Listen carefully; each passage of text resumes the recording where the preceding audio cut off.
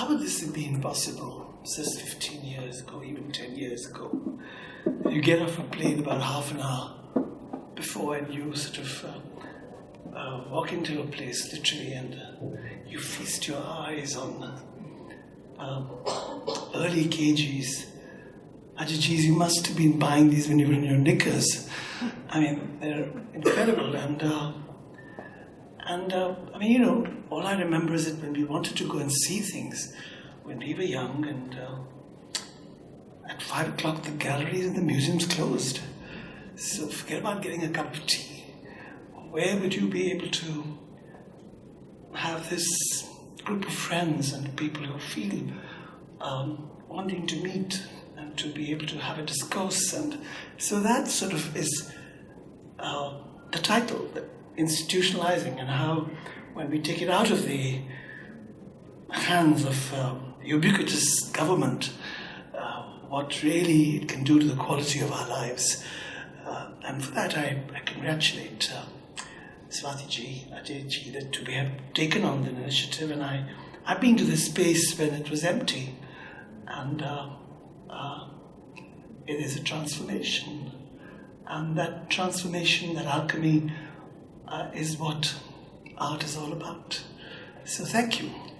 Now, I actually titled this, it's something I've just finished writing for Skidmore and Owen. They're the architects of the T2 terminal, and they're publishing a book before our sort of tome appears, which will take another year. And I called it Anywhere, Anytime for Anyone, the art journey for Jai, which is the title, for Museum of the Mumbai Airport. The indomitable Sanjay Reddy, while commissioning me to create art at T2, spoke very passionately about the search for a story we could call our own.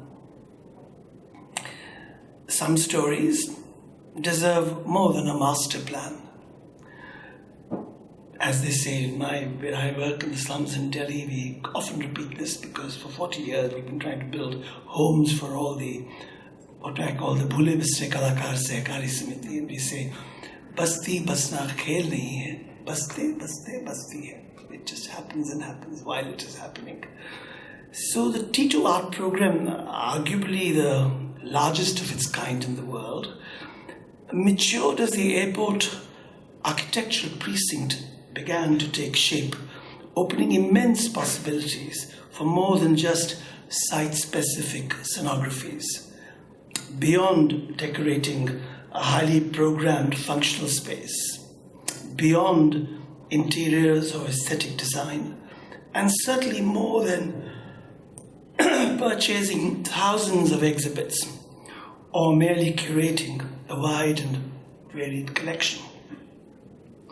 It meant conceiving an unprecedented artwork program that would knit together the vibrant ecology between the arts, architecture, and cultural identity in the public domain.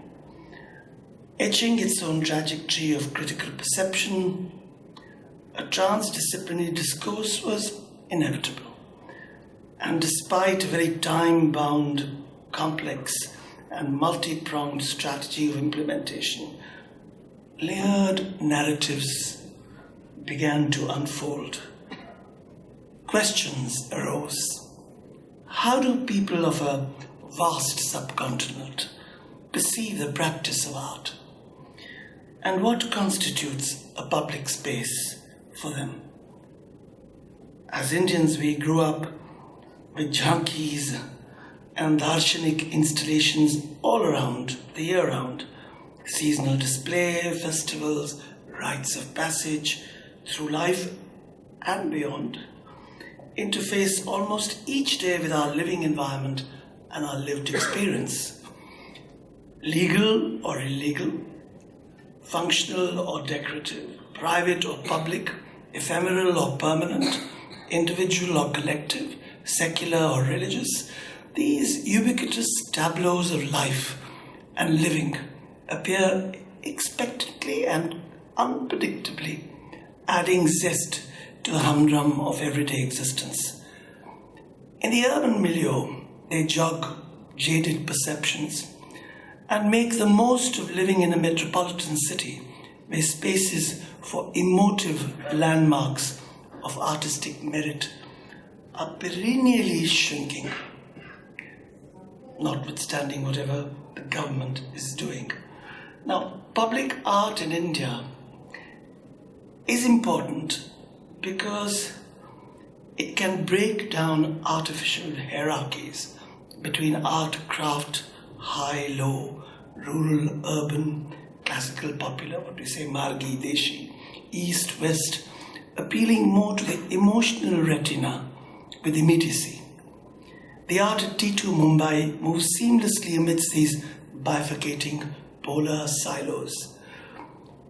It provokes public sentiment and influences opinion with a newsy access to art interface with design.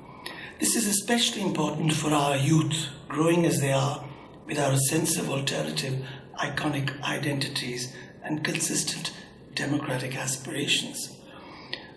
Inspires everyday life 24/7, enhancing the quality of life for all, particularly for visitors and tourists coming in and going out through a busy liminal space of a transit. On this issue of airports being people with expensive tickets, not entirely true, because also I will speak a little bit more on what we are planning to do in the virtual domain later and why it would then qualify as a museum. Till then, there are plans. Transforms the neighborhood and improves tangible landscapes and architectural design with the alchemy of site-specific ideas. The architecture of T2 lent itself to an innovative reimagining of spaces with very special applications. It provides creative opportunities to skilled communities while opening markets with new livelihoods for vulnerable groups such as women artists. More than 1,500 artisans and craftspeople from all over the country, often from remote villages, participated in the creation of this space. It increases exposure within the public domain to art practices and promotes the involvement of creative communities, thus maintaining their relevance. I say this because of late, and this is crucial, most artworks have been relegated to storage spaces of galleries or lie behind locked chambers of art-savvy investors. At T2, more than 40 million people annually witness India's rich traditions, more numbers than all the art establishments of India actually put together. So we need to recontextualize art practices and classify more and more skilled intervention in the public domain, even as we evolve legal frameworks and bylaws and the building codes to ensure and infuse their growth. I find it extremely opportune that I'm talking about this here to really one of those visionary builders, not mere contractors, builders. That as a result of, I think, GVK's patronage, the assignment to the airport has come to be not just the first major private public enterprise that champions a far-sighted, but very little known recommendation by the Central Ministry of Works and Housing, issued in 1972, notifying that 2% of building costs be allocated towards the incorporation of artworks used in the public domain. Now, you can calculate what that might mean if you know what the cost of the whole airport is, but I can assure you it's a budget. One of the main reasons the T2 art program took off was the willingness of MEAL to subscribe to this guideline laid down by the government of India, and I showed it to him, and I got it from the CBI, who'd come to me earlier wanting to finish their building and they couldn't get completion certificates. So it showed me this guideline saying 1% ka art kharid lijiye ji, jisse ki we can get our place. So if CBI is doing it, there's got to be something right. So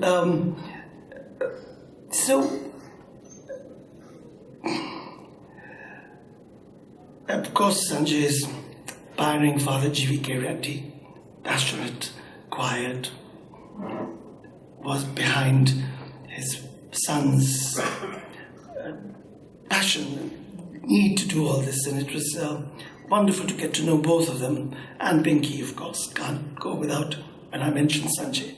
Now, in 2009, even as T2 was a hole in the ground, my office was approached to create something that would distinguish the airport interiors from any other in the world. A master plan emphasizing a liminal space was evolved over several transdisciplinary workshops involving architects, artists, designers, and if there is time, and I don't know if there will be, but there was no time when I got off the plane to come here to link whatever I was speaking with pictures so that it would save half the time. But there are pictures at the end of it. I don't know whether we'll have time, but I'm sure since this is going to be the first time I'm speaking on the airport, and it came about in a very roundabout way as a contingency, but I think if there are more opportunities, there will be a lot of visual material that needs to be shared for those who can't buy this expensive ticket, and a lot more. But you know what happens is that this also necessitated an ongoing innovative design interface with public intervention, signages, e-media, merchandising, extending the art program into a very imaginative B2C business. The museum's development doesn't end with the mere opening of the airport to its passengers. It is now proposed that it be further enlarged to contain a very inclusive, state-of-the-art visitors center and virtual experience module, we call VEM, within a more approachable part of the airport. Jai Hai needs to be made accessible even to those not traveling. Concepts for establishing a virtual museum and shop in regulated structure and site located within the airport complex are underway. And with its expected footfalls of, as I said, millions of travelers and many additional visitors accompanying the passengers as we do in India, the Jai Hai experience has the potential to become, not arguably, the most visited museum in the world, offering a platform to the country's living traditions and advocating a nationwide reimagination, express their solidarity with CSR towards the promotion of heritage. It is a true space of first and last impression that could forge ongoing relationships. Now, an effective museum finds people wherever they are, gaining visibility and relating varied narratives. The concept of a museum as a showcase of wealth and curiosities has transformed into what an engaging community center nurtured with live activity and constant discourse. Since stories can be told anyway, and telling stories is where it's at. Anywhere and everywhere, there is no reason to hide behind the walls of a dedicated building with a ticket office 10 to 5. Museums are teaming up with libraries, schools, music festivals, and shops to reach wider audiences. Public parks like the High Lane in New York have serious and very productive art schemes. Even the most traditional museums, which have always been working with their buildings, are now venturing out into the realm of pop-up spaces and nomadic galleries. So this collection and display I talked about, which is of course architectural features, paintings, sculptures, textiles, ritual artifacts, 5,000 of them, divided into 100-odd installations as part of a permanent exhibition. The collection, first and foremost, was accessioned as the only national repository to be collected at a single point of time by one curator. And then traversing the length and breadth of the country, often with Sanjay and Pinky in tow, braving the heat, grime and dust, we acquired the said items, some of which date back to the 11th century. Secondly, many artworks were simultaneously commissioned, creating a contextual showcase for the collection representing both contemporary fine arts and traditional skills of the Indian villages. Thirdly, all of these have been put together in seamless installations, giving a new meaning to context of the whole as undetermined by its parts.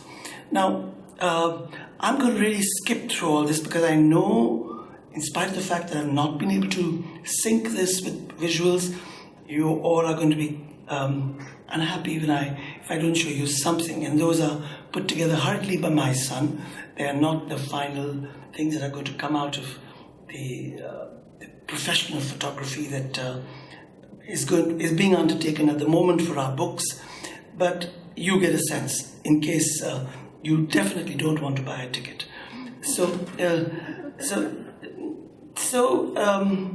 These are design-led compositions, synergizing the collection with layered narratives under 6 specific themes and 3 separate areas of intervention that I conceptualized. There's something called the layered narratives.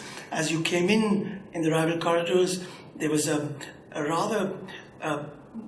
travelator that was so close to the wall that nobody was going to buy that wall for commercial. So I said, give it to me. We'll make those murals which are kinetic and would be a tribute to the city. And Bombay being a sort of quintessential city that could tell many stories. These were 30 wonderful murals which you may not be able to see depending where you're getting in, getting off, all at one go, but there is already one book on this. Then there's a second part which is called the Threshold of India. The architects had devised a big, huge 4-storied wall, 80 feet high, that had to be there because it was to regulate traffic between domestic and international, because various security issues. And in it, very kindly, they'd given 22 niches which I could populate with art. So instead I asked, could I just take the whole wall? And they were indulgent and said, well, so be it. And that's called Thresholds of India.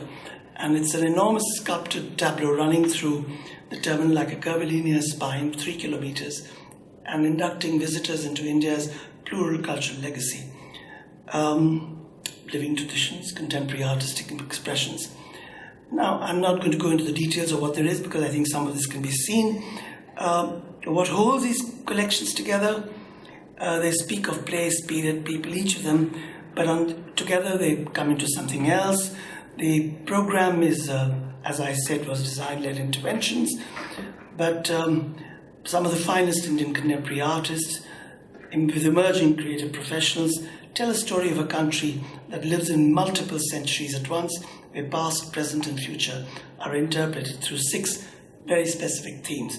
One was called India Elemental, which is based on the Panchamahabhut. I'll come back to it, but the 5 elements are celebrated. The Indian Global, when we say Namaskar, that's what we do in fact. Indian Global represents an India in the making where new forms, materials, and ways of being coalesce into novel ways, the old and the new coexist. This resilience of India learning to do more with less, and examples of some which I might be able to show you.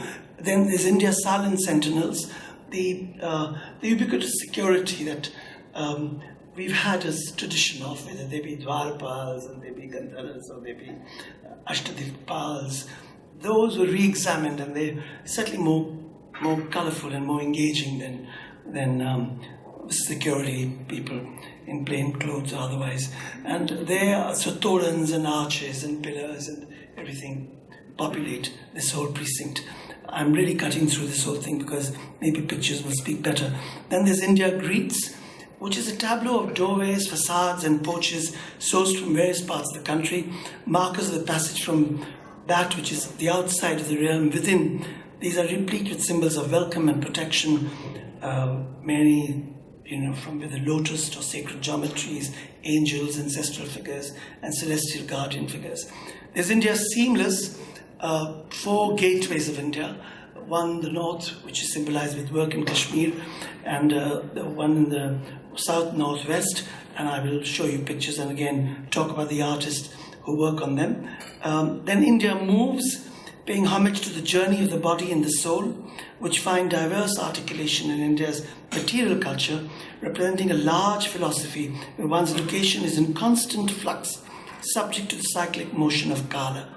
Antique boats, bullock carts, elephant howdahs, wedding litters, palanquins speak of modes of transport, both mundane and festive, while temple chariots, padukas map sacred geographies, vahans evoke living tradition of deities who traverse across the earth, bestowing devotees with a glimpse of the divine. The third part is baggage acclaimed. Hasn't been completed, but only 4 of these carousels that present themselves almost like a catwalk.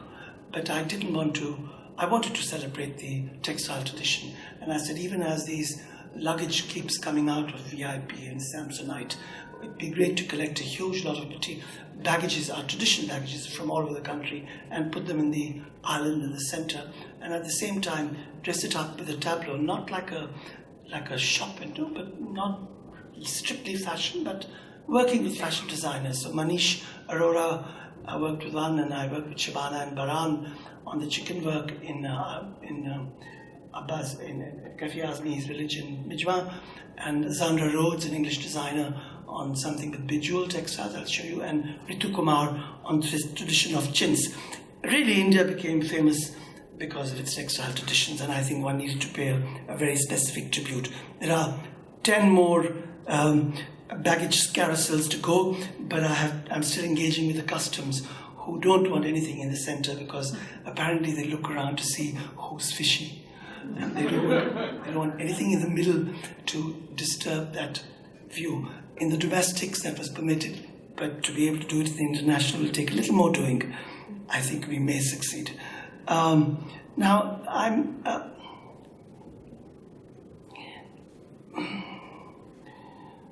Now, it does require an autonomous system within the corporate structure of GVK, and I'm not going into what we're doing to be able to make this museum collection as separate from regular operated procedures. I know some of my colleagues may be here. Shanaz is here. Shanaz?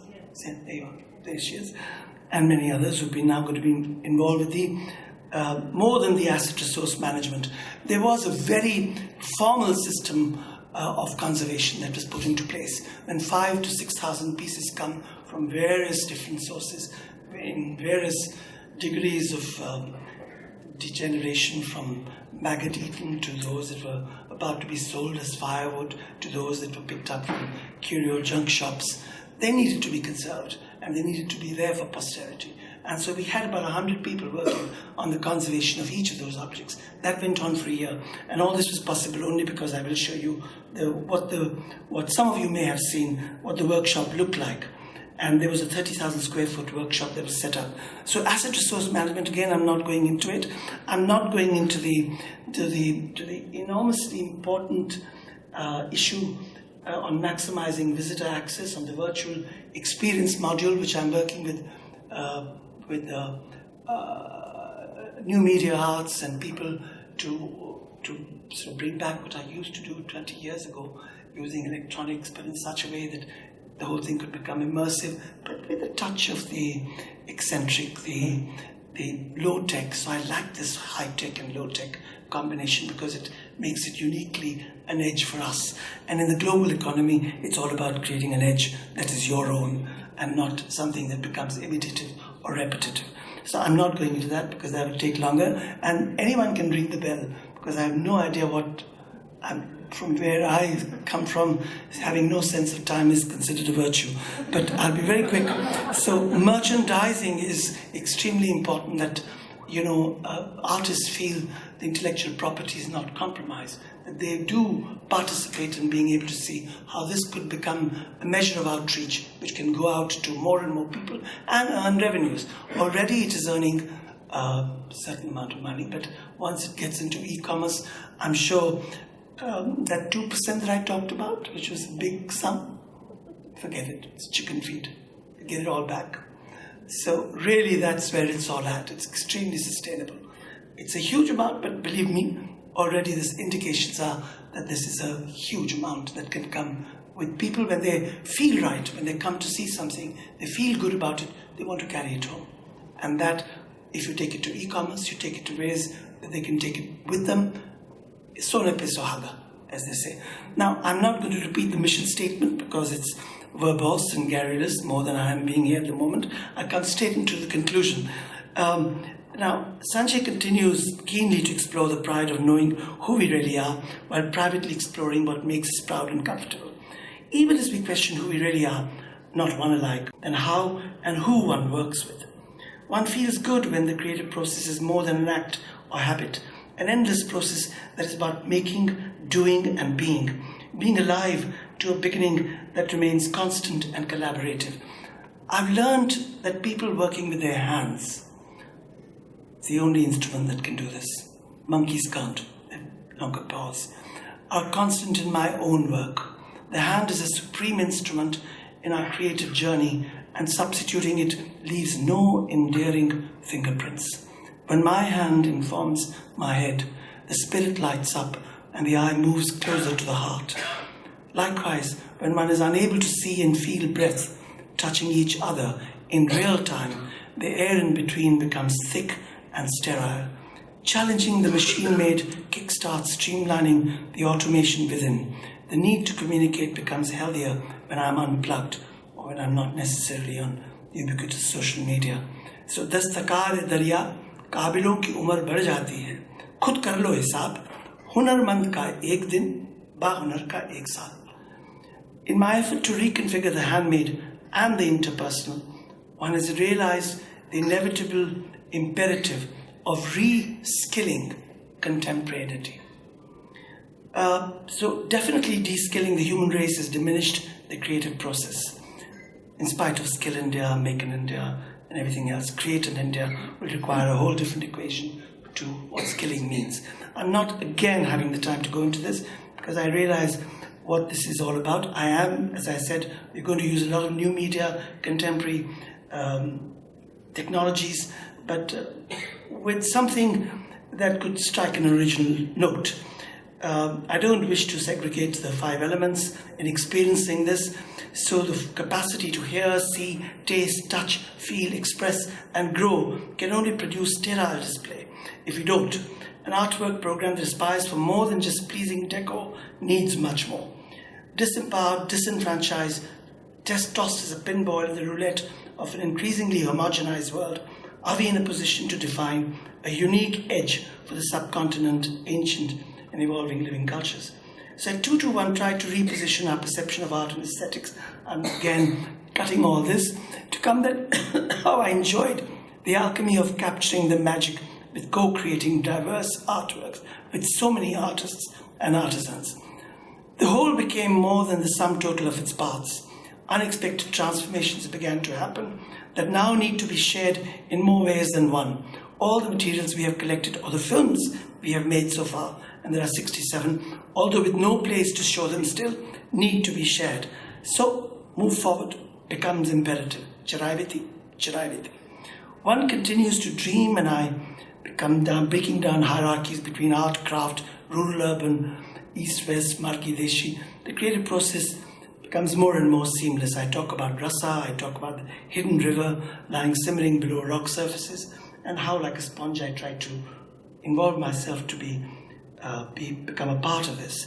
I feel energized with the challenge of sharing, of jugalbandis, of working collectively with individuals or communities has always meant seeking challenging ways of design, improvising the overall quality of life, even as one reaches out to those less privileged or vulnerable. We know they exist. They're always around the corner. The quilt made by the women living in the slums adjacent to the airport crowns a section on Global India. When they come to see what they made in their suffocated bylanes around the airport, everyone had tears in their eyes. Thanks to T2, I travel once again all over the country to remote villages, bustling towns, burgeoning bastis, finding old friends that remembered me from the days of the last century, my Mumbai youth. As a last word on the virility of public spaces for art assimilation, as natural as chance happenings, exciting metaphors must reappear again and again, beyond expected values, making it possible for us simply to bump into art when and wherever one least expects to, around the corner, at a hospital OPD, railway station, in a public loo, in traffic jam, standing in a queue, or just passing by. I get excited challenging the visual or performing artist to connect, collaborate, and work wonders within a more public domain, facilitate pushing the creative off the edge, forcing them to sprout wings, turn a fall into a flight. Are we ready to move ahead just when we think it's all done? Do we know and share the vision of where we are heading? Perhaps there's a little light at the end of a tunnel, and yet a fear lingers. Could it be a train coming from the opposite end? So, Jaihir Museum program makes a seamless attempt to reposition the creative and cultural life of India as an integral part of a public space, inhabited and used day in and day out. Beginning with a relatively inaccessible precinct of an international airport, development sets the tenor for a re-evaluation of the skills of some, time-honored skills of many, connecting the past with the present, offering an exciting promise for the future. Do I have 5 or 10 minutes just to show pictures, or we can skip that for another day? We can do 5 minutes. We can do 5 minutes. 5 minutes? Is that all right? We have to see the picture. You could also buy a ticket. You could. And if you could wait about a year, you could walk into it virtually and see much more. Okay, so clearly new museums of the 21st century. And Bucky Fuller once told me in Delhi that, airports are just places you've got to come out and get out of, little realizing that this is becoming a precinct where people go and delude themselves, go for much longer time. They come and spend time to be able to just chill out, as they say. And so I think he was wrong, but this was in 60s. Sanjay, who, I don't know what's happened. Maybe I'm going wrong. There's something wrong with the way I'm showing this. Is there anyone who can do something? ये बीच में दो आ रहे हैं. क्या करना?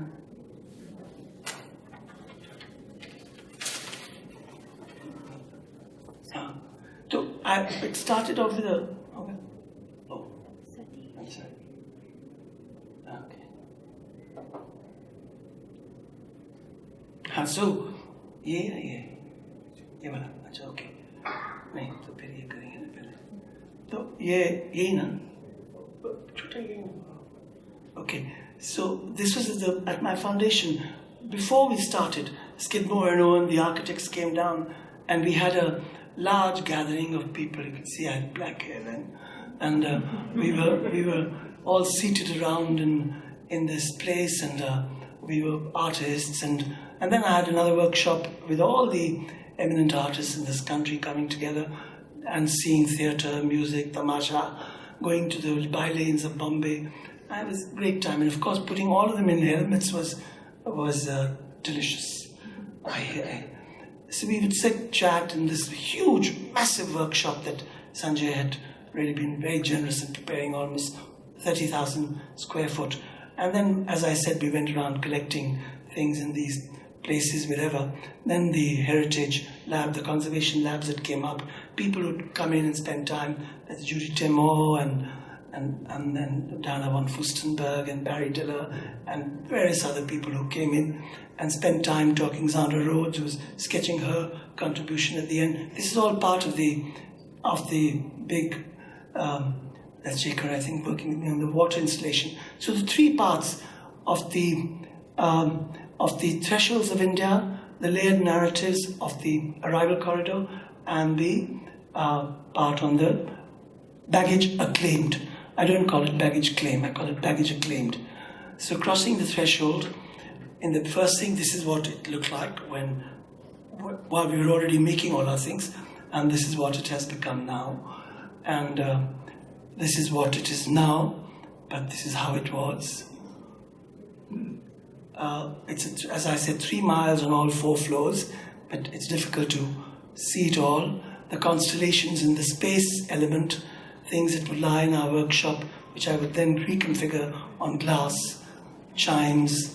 This is the air element, where I did a play on Hawa Mahal, and textile is touch, which is a Tanamatra linked to the Panchamahabhut of air. And where it was done, trellises of India, again marked from all over, where light touches air. The fire, which is on lamps, and then water, which is done in the slums of Bombay. In fact, Panditji, who worked on this with water, that you can actually link to a sound too. So if I know how to do this, you can hear, you can play with them. Yeah.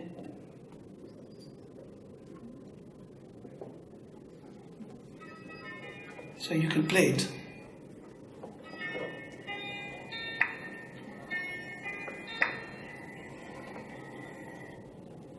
That's Arvind, and I saw Tyagi also here somewhere. But there you are. Okay. Then the earth element, where 350 kilograms of cow dung arrived, much to the dismay of many. And these women went up to do the element, the Gobar Shakti, which is all Gobar, which is, and then of course the quilts that I spoke about very quickly, made by the women living around the slums of Bombay. Nek Chandji's work, Natraj Sharma's, in the Panil Roy's, Sharmila Samant, which moves. I know this moves somehow, but it'll be timely. Let's go. I'll just quickly do this. Charmi Shah's, Gigi's Karya, and this is the whole 80-foot long thing, but you see it from floor to floor. All done so that it can be also taken out. The horse, again, there are films with all this. So very soon, the book will have each page. You can put your phone and you can do something magic on it, and you can download the film. And you can... and then you had the other side, which is on the Bhangwadi, the whole tradition of welcoming workers in a city that was growing on textiles. I'm going to be very quick about all this.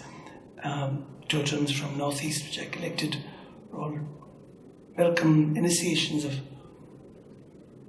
I'm not giving the details. Ashtadikpal, the lotus, places where they were made. This is in Madhubani, this is in Patwa on palm leaf. There's a stone carved on India Moves section from a little tiny photograph from Borobudur that I had made 40 years ago, expanded it to create this. Mureshwar is here actually, I'm sorry, Mureshwar Tumthe, I'm sorry. My own work on the seamless India. This is Western India, made by the potters of Mulela in a village near Srinathji. And then Desmond and Ramesh worked on the South Indian Gateway.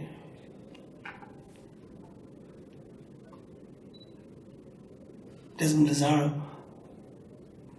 Then I worked on the east with my patwas and with people from Krishnanagar, my potters, and the Chandanagar people who make those wonderful lights, wrapping up each light with a cellophane, not like those LEDs that you buy now. But this was... Then Nirima Sheikh and B.V. Suresh working with Fayaz Jan and several craftsmen in woodwork on a massive thing from Kashmir. So I've shown you west, east, south, now north. There is stories behind stories behind stories. What I'm doing is what I promise you I will not do again, because I think each of this, it requires time to take in, to talk about, to explain. This is just a contingency of... but what I wanted to share was that every time, wherever this was done, wherever it was done, we showed it in that place. So in Kashmir, we went to the inner city where there hadn't been an exhibition for 20 years, and we had a showing there. And I called the people so that the craftsmen could have a sense of great pride in what is going to Bombay. And all this is recorded on films that will also be available. So this is what has just come up. And there's this big peacock that flies across the...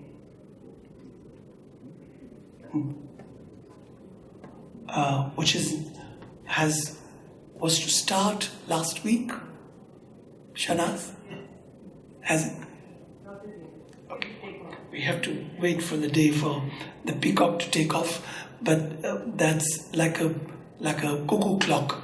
I needed something that could traverse the entire span so that the eye could travel with it. And it comes by the hour, so if your plane is 5 minutes after 2 or 3 or 4, you wait for the next, or you miss your plane. Either way.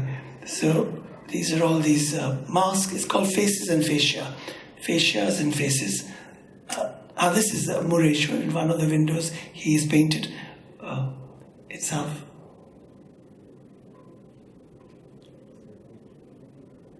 Anjali Lemon and Robin Beach tried to emulate the architecture in such a way that could have a kind of a second skin floating on top.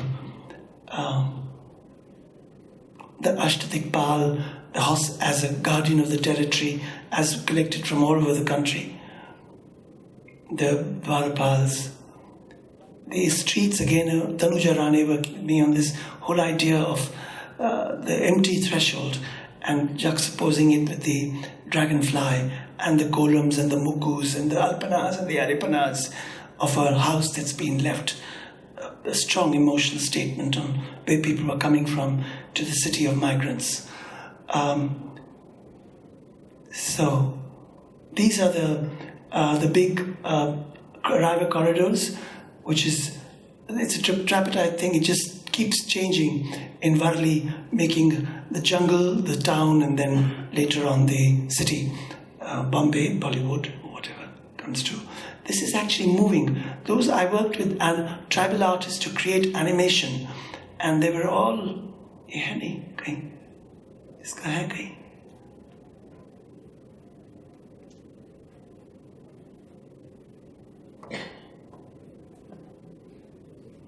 And that's Vivan Sundram working with me, something called Trash.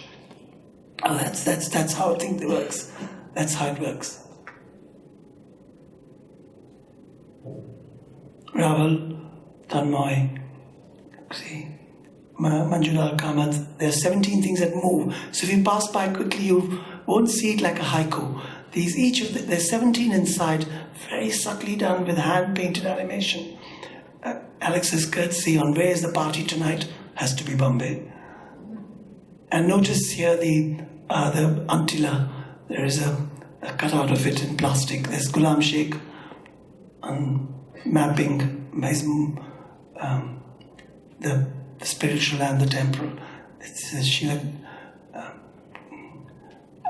Two Pichwai painters, Sharmas who work together, Jagannath Banda, Manu Parekh, Bhupinder. They're known artists, not known. This again I did on the street children, Jitu Vyas, Papri Bose, and he working on wishes in a city. Meri Devi Dayal, again something I've done on Fleeting City, on inlays. That's again on Sok, on working in Mysore with Mysore inlays, and this keeps moving in a wave kind of a pattern. Manisha Rand and the wedding, the thing with Shabana Azmi, with Ritu Kumar, with Sandra Rhodes, and of course the usual.